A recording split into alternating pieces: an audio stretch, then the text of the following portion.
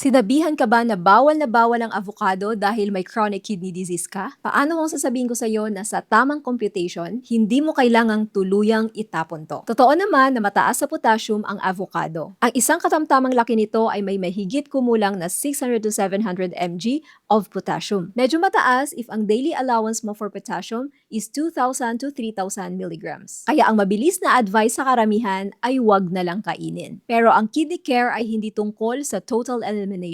It is about balance. Sa halip na ipagbabawal agad, ang ginagawa natin sa calculated diet ay portion control. Ang pagkain ng maliit na parte, kagaya ng 1/4 or 1/8 ng avocado, ay nagpapababa ng potassium intake mo habang ini-enjoy mo ang lasa at healthy benefits nito. Kapag minomonitor natin ang kain mo sa buong maghapon, ang matataas na potassium ay kayang i-balance gamit ang mga mabababang potassium content ng iba pang mga pagkain natin sa ating meals. Hindi tayo nanguhula, ginagamitan natin ito ng precise data. Gusto mo bang malaman kung paano i-fit ang mga favorite mong pagkain para sa isang safe at personalized na meal plan? Mag-message lang sa ating page para makompute natin ang tamang diet base sa lab results mo. Ang pag-manage ng CKD ay hindi ibig sabihin na magtitiis ka na lang sa walang lasang pagkain. Sa tamang gabay at computation, posible ang flexibility. Follow for more science-based nutrition tips.